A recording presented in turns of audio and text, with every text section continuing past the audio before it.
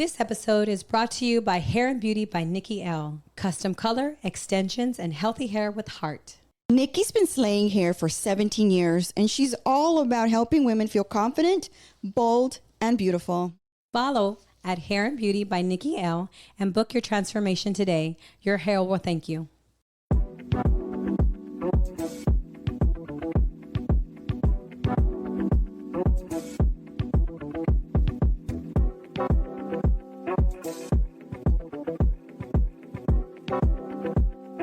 Wonder. Hola, and welcome back to the Señora Vibes podcast.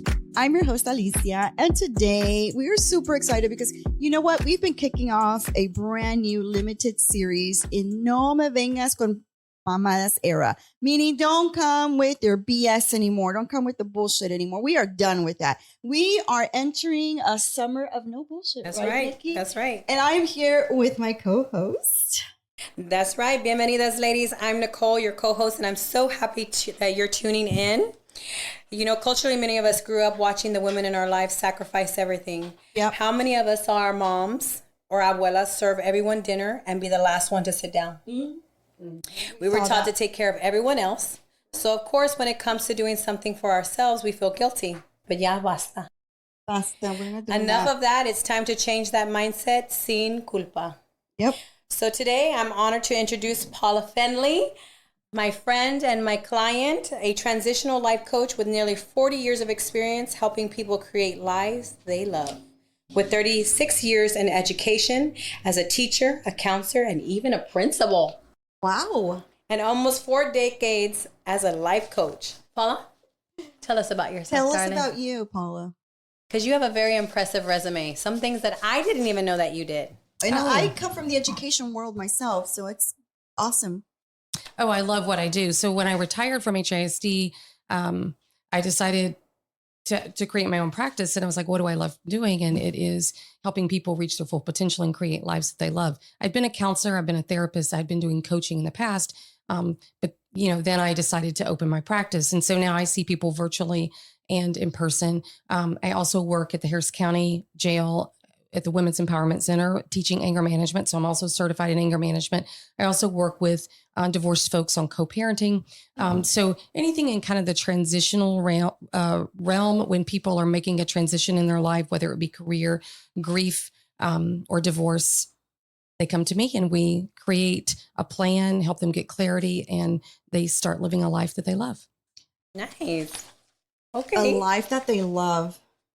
That is real. It's easier said than done, right? Like a lot of people really struggle with that, or they think they know what they want or what they think they would love. But as we grow older, I think our goals and our intentions change, right? And so I think this episode is so important because we tend, and I'm guilty of it, I tend to put myself aside, but I don't anymore. Like reaching close to 50, I've decided that because I'm at that stage now, that I think self-care is even more important now and more essential because I can't give if I feel like drained or emotionally spent.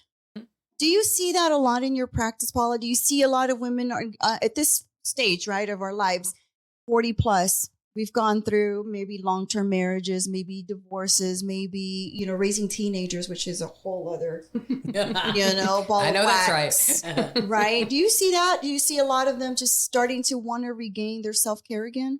I really do. And I see a lot of women in particular who are trying to figure out who they are. They've given their life to their kids. They've given their life to their husband. I have one in particular who traveled all around the world being the wife of the executive. And then, the kids are gone. They've moved back. He retires. And so now who is she? What does she want to do? So I think it's a perfect time for women in particular to look at their life as a new adventure. What would I love? What would I love to do? What are the things that I never got to do? What are the dreams I never pursued? And so that's where the work begins, is trying to get clarity around that and then creating steps to make it happen. Tell us about some of the steps that they can do to kind of like capture that for themselves. What do you teach in your practice? So I do use personality assessments as part of like the MBTIs? Exactly. Oh, I love that. I love the MBTIs. I'm a huge person on the MBTIs. Yes. I'm an extreme, yeah. Do you know what your type? ESTJ. I'm an ENFP, so we're a little bit of the adventurers. But that, sometimes when people have lost themselves and when givers are giving, they do sort of lose who they are. And that helps them to identify, oh yeah, this is what I like. And so we use that as one of the stepping stones, get clarity around that. Then we go through, they have a variety of different exercises. What do they value? What's most important, so that you're living a value-driven life. Sometimes we're just going through life unconsciously. And so we really want to raise our level of awareness so that we can be intentional about what we're doing and where we're going and how we're going to create those dreams and make them happen. Do you apply a lot of those skill sets to yourself as well? It's a great question. I absolutely do. I'm not saying I'm perfect at it, and I look at it as a journey. I'm kind of going through that right now. I went through a big breakup, and I'm kind of doing that for myself. What do I want? What I want this to look like? And I'm honestly not lonely because I'm doing the things that I love. I'm doing, joining groups. I'm trying out new things, going back to my hobbies. Music is a top. So I told her that you're also a trained DJ.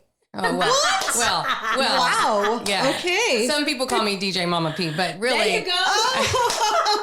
DJ Mama P. That's right. If you want to book DJ Mama P, how do we find you? No. No. At my karaoke machine in my house. Okay. That's the best form of therapy for me is karaoke. I love it. What's your karaoke go-to song? Oh, I want to be a billionaire. Okay. I'm actually a rapper. And Where is the Love by the Black Eyed Peas. That's that's a great song too. So we're definitely gonna have to have a session soon. You know what? Who would have thought karaoke is like a therapy? As like a system for I sing all the time, and I think I sound like Beyonce in the car and in the shower. Yeah. And then you got to think about the music that you listen to, and does it feed my spirit? Exactly. Does it lift me up? I have a playlist for every mood that I'm in. And so music is therapy, and I even make playlists for my clients. So it makes life fun to me. It like triggers something in the brain, right? Yes, absolutely. And they have studies like that with children. Yes. Right. It helps them learn. Yes. It helps them read. It helps them coordinate. So yeah, music is powerful. Playing Baroque music helps the neurons fire. So if you're wanting to focus, there's, lo-fi hip hop playlists. There's a variety of different music that can help you be productive. Like yeah. Did you know that Gregorian chants help wine to ferment? Yeah, I just discovered this. We were in Chile at a winery, and they were playing Gregorian chants. And when I asked the winemaker, he says because it helps with the fermentation. Wow. Yeah, and then another one said that if you play like heavy metal music, it creates a different set of fermenting or something. What the heck? Like, I didn't know music had such an impact in so many ways. Right? Well, I was just going to say another one of my hobbies is going to sound baths, and I even have my own crystal bowl, and the vibrations are very, very healing. I even bring that to the ladies in the jail. We have a whole day on forgiveness in our anger management class, and I bring in all of these sounds. These ladies who do they do chimes, they do the crystal bowls, they do the wave instruments. So that's another way of self-care because you're meditating, you're calming the brain, you're getting in that frequency that is healing. Wow. That's become a really popular thing, especially here in the Heights. There's a lot of sound baths going on. Yeah, and I'm guilty of just like putting them on like the wacky category. But the more I learn about how music impacts different things in different ways, I'm becoming more of an open mind with all of that. I think it's important. So what started you on your journey to wellness and to helping others with coping, with grief, with I guess finding their way in life? What started you on that journey? Oh gosh, even when I was in high school, I knew I was a helper. I've always found fulfillment in helping others. Yeah. And I think those of us who are helpers, we have to be careful and make sure that we do the self-care. So it's been a whole path of education, counseling, therapy. And I would say probably the biggest moment for me was when I lost my 16-year-old daughter in 1999. She died in a snow skiing accident, and my whole world crumbled. And I went into this deep, dark hole. Yeah. And as I clawed myself out, I found all kinds of modalities, strategies, support systems that helped me. And then I wanted to help others as a result, because it's a tough thing to go through. Yeah. It's very traumatizing. Unimaginable, right? To your family, to yourself. Like, how do you pull yourself out of that? I think as moms, I think your worst fear for sure is for your children for something to happen to your children. And so when that happens to you, I guess you go through the stages of grief, correct? Do you go through those? Did you encounter that? And so in your practice now, from personal experience what that's like, and you're able to help. And some people get stuck in those stages as well. And so being able to connect with those people and say, it sounds like, you're stuck here and you've been here, because people say, oh, get over it. It's been a year. You should be over it. And but to have somebody who's gone through it, I think really helps. But for me, I was sitting in a support group, and it was all parents who had lost children. And I would hear people say, I just want to be at peace. If I could just be at peace, I'll be okay. And there was a turning point for me. And I said, I could live or die. And we none of us know how long we're going to be here. Yeah, but if I'm going to live, it's going to be a life full of joy and purpose and fun. And that was the day it shifted. That was the day I think I got my own karaoke machine. I started finding ways to find joy for myself and to share it with others. How long did that take for you to come to that realization? Well, the realization was probably maybe 6 months after I had lost her.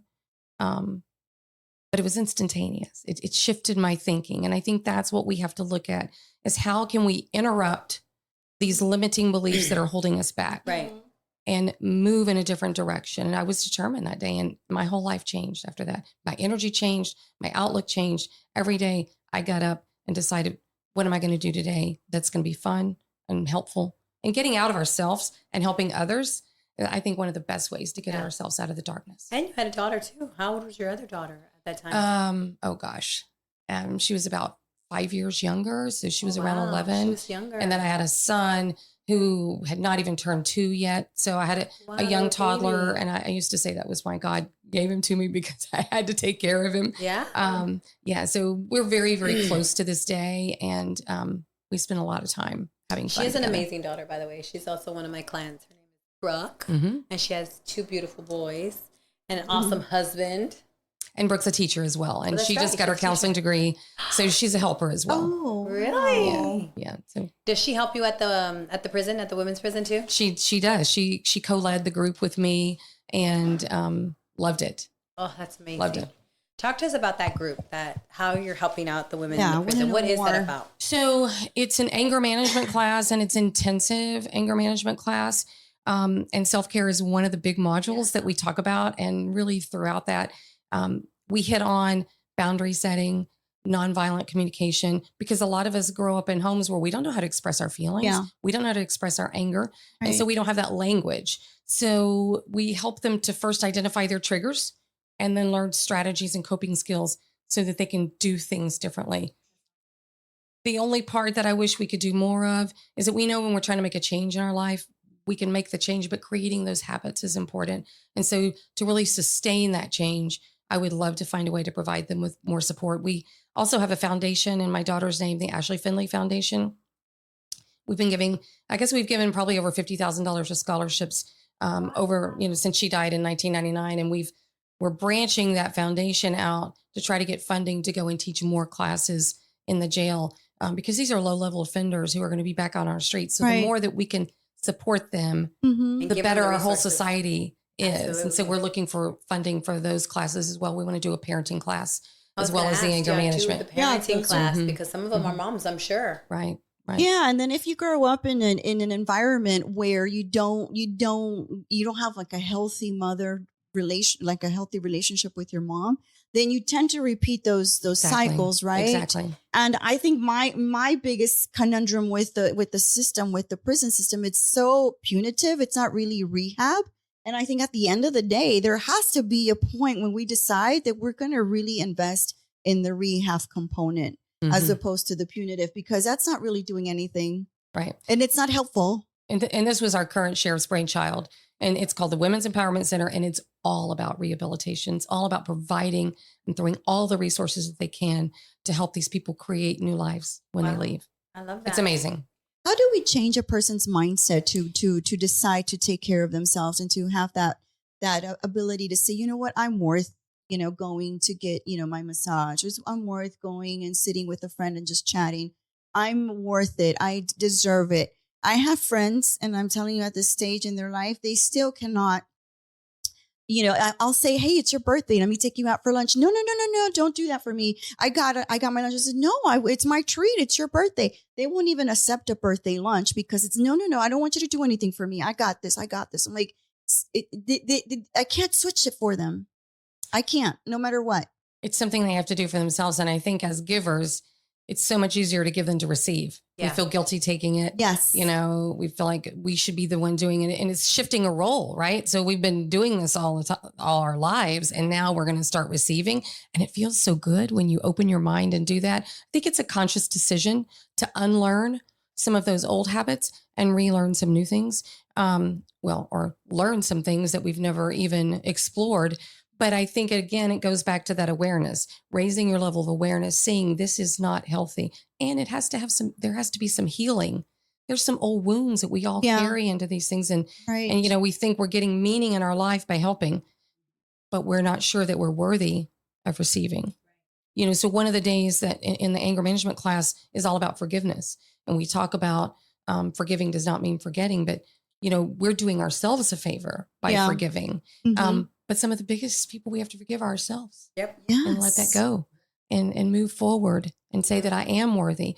NDRE has a beautiful, beautiful song that we use. I am light. And I think you have to start surrounding yourself with people who help you see the light in yourself so that you can shine it and stop dimming it, which is what we as women have taught to do for many years. Don't be too loud. Don't be too flashy. Mm-hmm. Don't be too sexual. You're not don't sexual be too enough. Extra. Yeah. Because it's difficult for me to give them that message and put it in their head. You deserve it. You do so much for others. Let me take you out for lunch. And one of the girls said, I can't because my husband says it's like taking advantage of you. And I said, there's no way you're taking advantage of me. But that is a mentality that she's hearing from him saying to her, you're not worthy of your friend taking you out for lunch. And that's where it really comes from. Because if she was away from that person, I think she would be a completely other. And that's why I put so much effort into trying to get her out and trying to do things for her. Because self-care for her, it's like I gave her a massage for her birthday one year, and she didn't use the massage. She didn't I gave her like a whole gift card for a nice massage. Wow. She wouldn't use it. She didn't go and do it for herself. And I don't know, unless it comes from them, like you said, there's nothing we can do, huh? Well, and that's really hard as a life coach because, I'm a fixer. And in coaching and therapy and counseling, we're helping people discover the answers within themselves. But creating a safe space and challenging those limiting beliefs, I think, can be helpful. But we can't do it for them. You're right. This episode of the Señora Vibes podcast is brought to you by our official sponsor, Revive in the Heights Salon and Spa Studios, a one-stop beauty destination right in the heart of Houston. That's right. Revive is more than just a salon. It's a whole vibe. It's a community of women-owned businesses offering everything from custom facials, lashes to hair, massage therapy, sauna, red light therapy, and more, all under one roof. Whether you're overdue for some self-care or you're ready for a full transformation, Revive in the Heights is where beauty, wellness, and empowerment come together. Visit us at Revive_Salon Spa on Instagram to book your next service or check out our lineup of talented professionals. Come for the glow up and stay for the sisterhood. This episode is also sponsored by Hair and Beauty by Nikki L, where custom color, luxury extensions, and healthy hair care come together with purpose and passion. Nikki is a master colorist, extension specialist, and the founder of Hair and Beauty by Nikki L.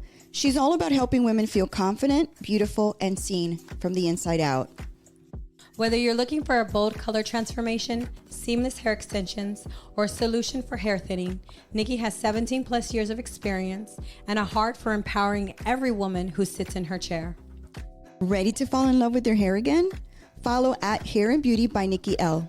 and book your appointment today. Your crown deserves expert hair, and Nikki's the girl who does hair with heart. I think for me, one of the things that I've had to learn is accepting a compliment. You know, people always say, "Oh, you're so pretty." I'm like, "Oh my gosh, why do they keep saying that?" Like, it makes me uncomfortable, you know? So when they say it, training myself to say, "Thank you, I appreciate that. Thank you." Instead of saying, "Oh no, girl, I'm a hot mess," you know, like, but that was one of the things, and that's self-love. And I didn't realize that. Absolutely. Accepting the compliment and appreciating and showing gratitude for it. So what are some of your guilty pleasures you refuse to feel guilty about? Ooh, probably one is I could spend all day discovering new music, looking at music videos, all different genres, and I could not clean my house, but I would be looking at music. That's probably one of the things that I absolutely Right now, love. who's your go-to person to listen to? Oh, well, you know, I love me some Post Malone, you know, and, but it's interesting. I also went to an Anise concert. Are you familiar with Anise? His music is so uplifting. It's so empowering. There's a song called Free Me, and it should be an anthem for people breaking free from things that are holding them down. So that's what I do is, I mean, I played it on repeat and I'm like, I feel empowered. So we have to change our energy. We're going to have to play that on the podcast. Oh yes. Yeah. It's amazing. Our introduction. He's amazing. He's, Anise? Anise, Anees. He is a Palestinian American who got a law degree. And that video shows him taking off his suit and living the life that he really was meant to do, which is to perform. That. And he's got some beautiful, beautiful songs. So, you know, those are two of my favorites. We're gonna have to check that out. Yeah, definitely check it out. Yeah, and Post Malone, even though he's gone country, you can check him out too. See, I didn't know anything about Post Malone, but then he was on the Howard Stern show and he did a really great interview, and then I was like hooked. Well, if you can get away from the F words, everything he says is about I don't care being about who you're supposed to be, going for your dreams, not letting anybody hold you back. And that's probably why I resonate with him so much. I liked it. I liked it. After not knowing anything, that interview really opened my eyes to, you know, because you just see sort of the facade, but there's somebody in there. Oh, and that whole conversation he had, it was so deep and deep inside. And he was very vulnerable and very open about his life, which I found super refreshing for a guy. Spirit. Yeah, very nice. Well, we got to get you to meet him then. That's on my bucket list. Yeah. We need to. What is a self-care ritual you can't live without? My massages. Yeah. Oh yes. I have scoliosis, and so I'm in chronic pain, but I never let it stop me. I garden, I dance, I do all of that. But the massages are amazing. And for me, it just takes me to that place of relaxation and calm where I can really connect to my higher power. I can connect within. I can be ready for whatever is next and have the energy to give to my clients, because I know that if my cup is not full, I have nothing to pour into anyone else. And I learned that late in life because I thought my job was to take care of everybody and stay in a hypervigilant state. And let me make sure everybody's got what they need. And so it took a long time for me to learn to receive. It was uncomfortable for me too, Nikki, in the beginning, but now I love it. Now I schedule it. I put it on my calendar, and I know that I'm going to adhere to that, because if it's on my calendar, I do it. Yes. Yes. I love that. What is yours? Do you have a self-care ritual that you can't live without? Oh, that's a good one. Is watching trash TV a self-care ritual? Because I love my housewives. I don't know. I actually stopped watching it because it's so negative. It's gotten negative. I hate the way that those women treat each other. It's gotten very nasty now. Yeah. So I stopped watching it because it gives me anxiety. But I do like a good thriller, like a good zombie series. Okay. So yes, that's probably something I can't live without. Trying to think what I have that's a self-care ritual besides watching TV or listening to Howard every morning is my mental, relaxation. I don't know. I get massages, I get facials all the time, but they say those are not just self-care, Yeah. But I'm trying to think what else would be, because I do all the things now. Like now I'm really good about really, doing my self-care and not feeling guilty about it, or not feeling, I don't think I've ever been that way. I always told my mom what I wanted for my birthday. I always told her, to what where I wanted to go eat. Like I always felt really comfortable asking for things. Yeah. When I met my husband, he's like, what do you want for your birthday? I said, I just want to go somewhere for my birthday. And every year he takes me somewhere for my birthday. That's awesome. But I asked him for that. I said that, and he loves it because he doesn't have to guess. He's like, I know what my wife wants. Just ask her. Yeah. If you're exercising regularly, that's self-care, watching your nutrition, any of your spiritual practices. Yeah. So there are a variety of ways I think that we can take care of ourselves. And when I was a high school principal, who had time for me, right? I mean, I was on call all the time. I had kids that were in school. So that's why I think this time in our life can be amazing. Even though you may be confused, it's a time to have an adventure for you. Right. And to really find out who you are. Right. Like you said, for me in the last 5 years, I've really started learning my faith beliefs, right? I believe in God, and I've been very diligent on that and reading the Bible. I grew up as a Catholic, so I was only taught like the 3 prayers you're supposed to learn. And that's all I knew. I knew to go to church on Christmas and Easter, and that was it. Yeah, that's all. And I'd be like this, falling asleep. I had no idea what they were saying. Oh my gosh. But now in my 40s, growing up and, really reading it and going to services, it's bringing a lot of wholeness to me. I love it. I enjoy it. And it's starting to resonate with me and connect the dots for me. So I feel like that's what's helped me get through all of my dark times, That's self-care. Yeah. That's another form of self-care. And then learning to let things happen, just like let them, like that whole, we were talking about the Mel Robbins book earlier. I really have been trying to stay true to that. Like, let them. My kids just irk the crap out of me and they make bad decisions. And I'm like, okay, it's not my path. That's their journey. They have to learn. Yeah. That's hard. I recently had a girlfriend of mine. I've known her since we both were in college together. And she says, I need to talk to you. You really upset me and I need to discuss it. I'm like, what did I upset you about? Right? So she's transitioning right now from wanting to divorce her husband, but it's cheaper to keep him right now, right? So she's stuck in this transitional stage where she's trying to make decisions so that they can part ways amicably, but also so she doesn't have to shift her lifestyle, right? So she wants to date. She wants to get back out there. She hasn't done it. She's been with him for 20 plus years. Yeah. And she recently went to go meet someone. And she's like, hey, call me in 20 minutes, right? Tell me there's an emergency. Well, I was eating at the bar because I go to the bar a lot and I eat dinner and I'm having a drink. Well, one of my friends who's also my client was there. And we're chit-chatting and I'm not paying attention to my phone. My phone's on silent and I'm talking and talking. You forgot to 30 minutes later and she's blown me up. She was like, I will never, never depend on you again. And I just laughed it off. Like, I'm sorry. You're grown. You can get yourself out of that, And I also don't want to be the friend that's constantly telling her, don't do that. I've already been through that. Don't do that. I feel like she needs to go through those steps. Yeah, to figure it out. But she was really upset with me. And I had to apologize. I'm like, I'm so sorry I let you down. But I was talking to my friend. I didn't want to interrupt her either because she was going through a moment. She was sharing with me. And then I didn't want to let her down.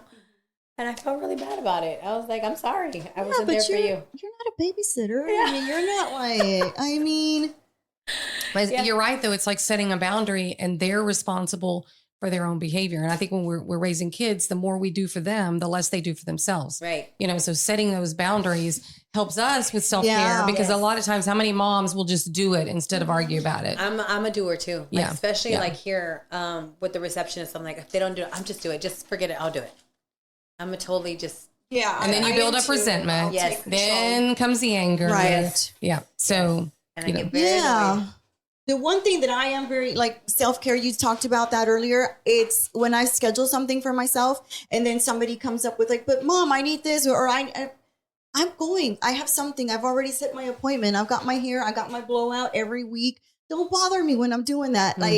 Because we have a tendency to be like, okay, well, let me cancel my blowout. Let me do what you do. But no, go figure it out. Yeah. Right? I mean, now it's like, no, you can do this on your own. You can figure it out. But when I was able to do that was when I realized I'm not doing them a favor by doing it for them, because I always want to help and that kind of thing. But then when I realize it's really in their best interest, because then they learn to problem solve, they learn to take care of themselves, they do all of that. So once I realized, oh, I'm doing something that's good for them, I could let it go.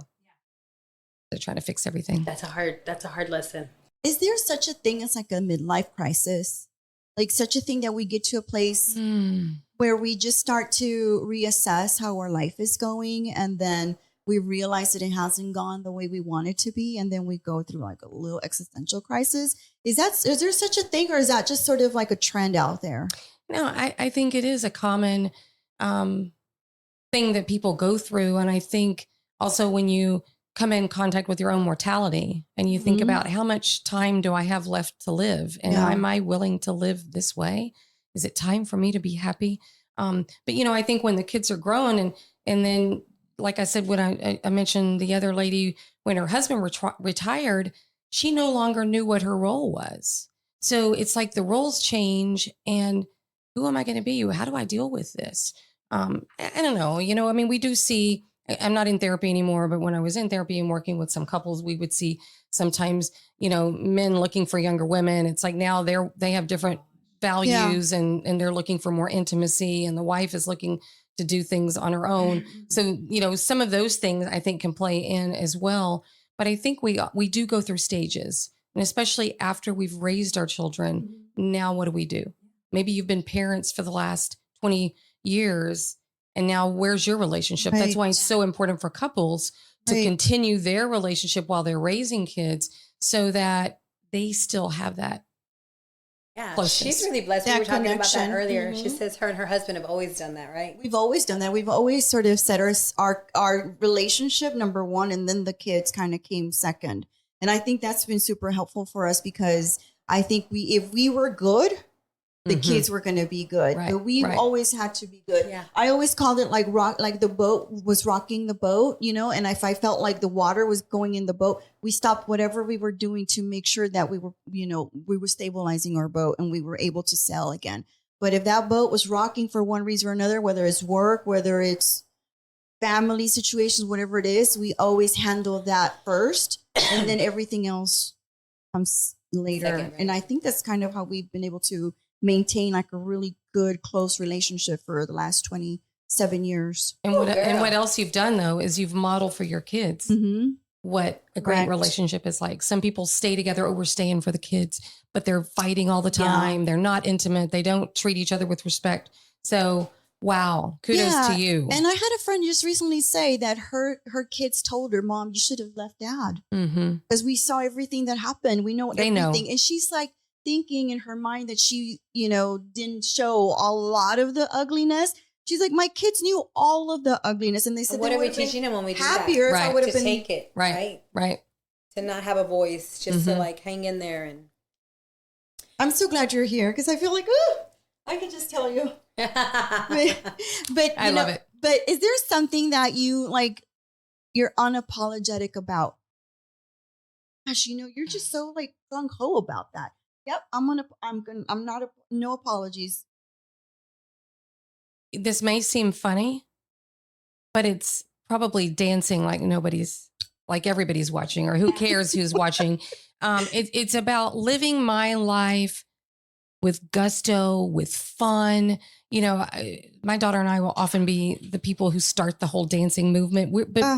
And we don't have to be drinking to do it. We don't have to wait till a certain hour to do it. It's really looking at these norms that have been holding us back in life and doing what makes us happy and going for it, and not subscribing to all of these rules that, were created by somebody that doesn't even know us. Like I'm sorry, when I was thinking about it was the high heels, those were created by men. Yeah. But men don't have to walk in those spike heels all the time. So so I'm kind of also creating my own style without the high heels. I like that. Yeah. So being who we are and who we're meant to be, and being unapologetic about that, and having fun. Life is meant to be fun. My dad once told me, you only die once, but you live every day. So that's what I'm trying to do. Live every day and be happy. stop living for everybody else and live for myself. Mm-hmm. Yeah, and that's been a challenge. I've lost some family members. I've lost some friends, some very close friends that I thought would ride with me till the wheels fell off. But I'm happy. I sleep well at night. Mm-hmm. You know, I do not That's worry. self-care. That is self-care because you are taking care of that. Now, if I could just figure out the dating thing, you know. Let's have a whole new podcast on that. I want to listen to you guys on that one. Yes, I mean, just feeling worthy enough to be in a relationship, or like if I like someone, I'm like, oh my gosh, and then self-sabotaging that. Mm-hmm. I do that quite often. And you know, when we're those givers, and when we have that energy, we attract about the same level of health in the partner. So the happier we are and the more self-confident we are, then we're going to attract a healthier That's partner. what I've been hearing. Yeah. But it seems like something's going on. I was just sharing this with her, like all the cuckoos. If it's like I have a sign, if you are emotionally damaged or you do not have all your chromosomes or something, come hit on me. Well, when are you going to stop trying to be a fixer? And then you'll stop attracting them. You just start receiving the beauty and the love and the fun in your life. Yeah. What is that about? You just said something. It's sort of like manifesting. You said if you stop attracting that, how do we stop attracting these people? Is it our demeanor? It's the self-love. Is it our behaviors? I think it's all of that. I think when we feel unworthy, unconsciously, we are giving off that vibe, right? You know, and then we could get into the whole narcissist and empath thing because they prey on the empaths. If you're an empath and you're a giver and you're, you know, they feed themselves off of that. So we have to be really careful and check our energy, but it's how we carry ourselves. It's being happy alone, being happy with who we are, then that's attractive to certain kind of people. If we look victim like, then that attracts a different kind. Right. And we don't want that. So I'm not saying it's easy to do. Yeah. But I know that that's the theory behind it. You mentioned earlier that you just got out of a relationship. Are you giving yourself advice as well? Like, are you telling yourself certain things? Do you do affirmations for yourself? No, I call Nikki and she goes, as you're going through, okay, well, I mean, do you have like a friend that gives you those affirmations? No, I have a lot of friends that do, but I'm really working on, like I said earlier, creating a life that I love. I have a new home. I'm gardening a lot. I'm joining organizations that I never had the time to do before. Thinking about a tattoo. I'm thinking about the things that I've always wanted to do, but felt like I couldn't. Okay. And I think it was my thinking that held me back. So I don't think that we can lay blame per se on somebody else. If we choose to give ourselves away, we're making that choice. Right. You have to be accountable for that. Right. So that's what I'm working on, is choosing me. Yes. And choosing Very what brings powerful. me joy. Yeah. Because once you choose that joy for yourself, or you continue to do the things that make you happy, it leads to more goodness. It leads to, attracting the people that will really be in your life for the right reasons. Because they want to get in your light. And be additive as opposed to subtractive, right? Yes. So we're talking about all these really great things, right? And as far as like self-love, but is there like a book that you would recommend for someone to read to help you on that journey? Because we're talking about these great things, but what are the resources we can give someone to like really do that? Because I know for me, it was finding God, right? That was my resource. Nobody told me. I just had to figure it out myself, right? I was raised to like, you suck it up, buttercup, and you just keep it going. Like, we don't allow for anybody to see our weakness. You just suck it up and keep going. And I raised my children that way too. My older ones. Like, don't cry. We don't have time for crying. Or if we're going to go cry in the shower, and you got 5 minutes and let's get going. I'm the same way. I'm like, I don't want whiners. Don't be whining. Yeah, we got things to do. And that's probably not healthy. Well, and you've read a lot of books.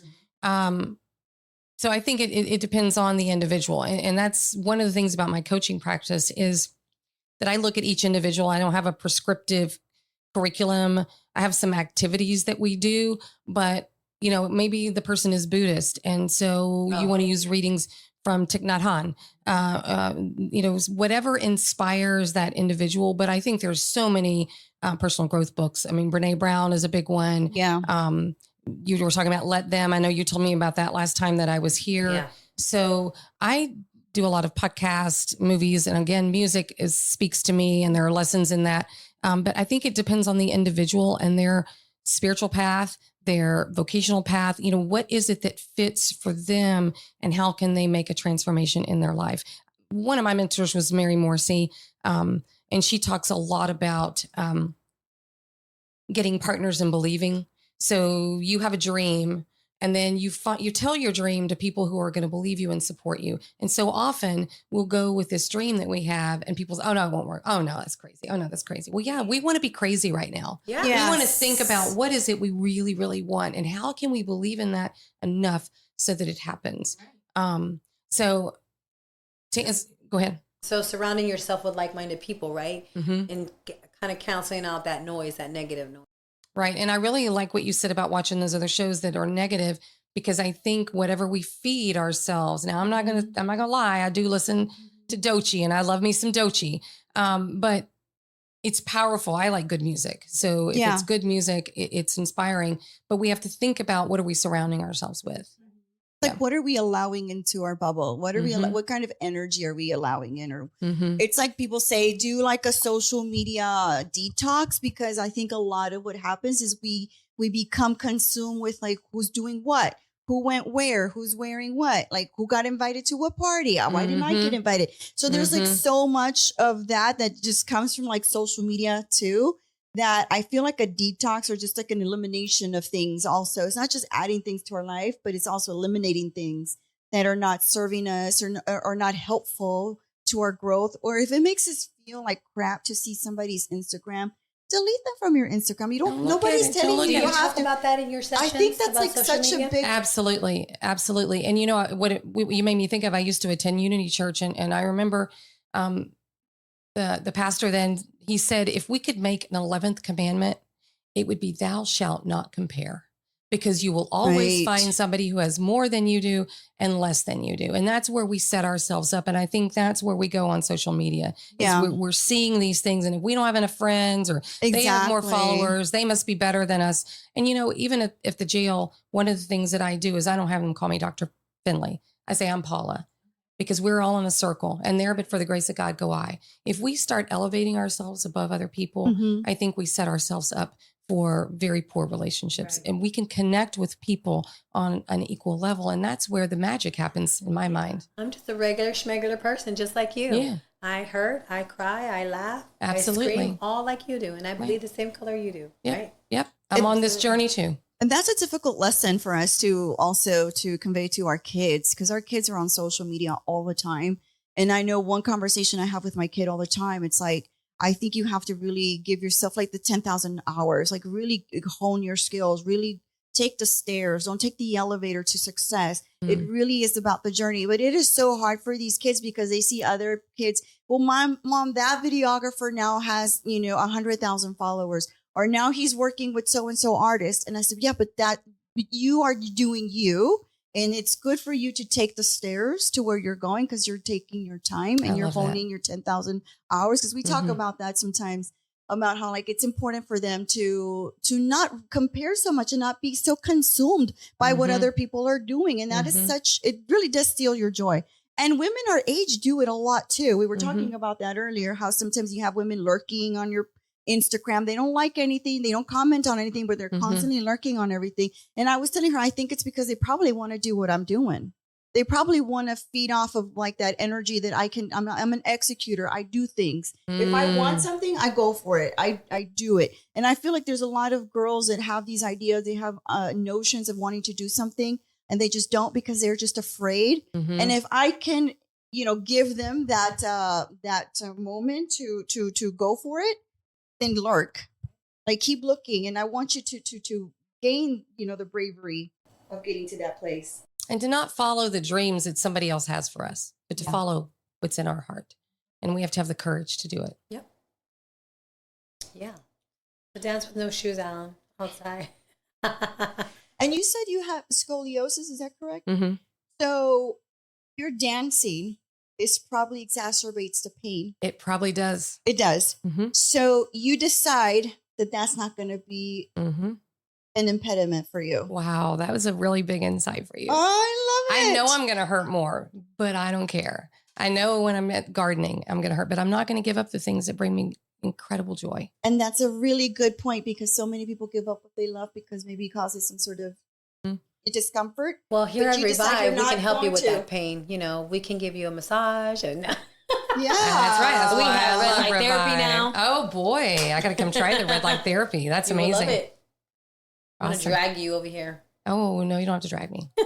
I'm ready. Right? I'm ready. I love it. Where can our audience find you? Do you have something you would like to promote? Is there something where we, maybe your blogs, you mentioned earlier, you have some blogs. That would be an amazing thing for us to also tap into. Yeah, and I do have a blog for anybody who's going through grief. It's called Journey Back to Joy, and it's sort of my path to how I got to where I am and decided I was going to live a life full of purpose and love and fun.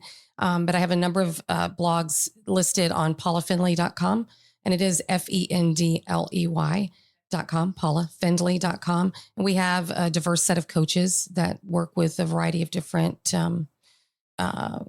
clients. They have their own areas of expertise, anger management, life coaching. Anybody who's going into leadership wants to, shift their energy there to get promotions, entrepreneurs. My focus is mainly divorce coaching, career coaching, and general life coaching, and then the anger management piece. But yeah, we're there to help anyone that's And ready she has to change. Instagram. Oh, yes. Yeah. I don't post a lot on social media, but yes, I do. Okay. Well, we'll have to, find you on social. So I have a quick question before we close. To level it up. Yeah. Right. So you say self-coaching. What is it called? Self-help coaching? Wait. What is the coaching that you offer? Transitional. Life Transitional. coaching. Okay. Yes. So do you believe in like holistic stuff to do, like biohacking, other than the sound baths? What other resources can we tap into when we're doing all of that transitional? So again, it goes back to the individual. Some people are open to that. Some people are not, but there are a whole host of types of experiences that can help one heal. I mean, I've worked with a shaman. I studied with the Chinese Buddhist group. I've gone to Christian churches. I've worked with different practitioners. I've been at the Ayurveda Center here in Houston and done some light therapy there. So I think you had some really awesome experiences with that too, right? Oh my gosh. And the oil dripping on the forehead and kind of having these, out of body experiences. But I mean, some people think it's woo woo and it's weird. So it depends on what the individual wants. But I think there are so many resources in our community that can help the individual heal. And so I kind of help them and see what they're open to. You kind of guide them in their direction. That's so awesome. That is super awesome. Yeah, my mind is starting to open up a little bit more about that sort of thing. Well, and I've just spent a kind of a lifetime of learning about other cultures and experiencing what they have to offer and try to really connect on that kind of level to see, is it something that would be helpful for me? Well, I'm so happy that you came today. I'm so impressed. I learned so much, and I feel like we talk all the time, and I didn't really know everything.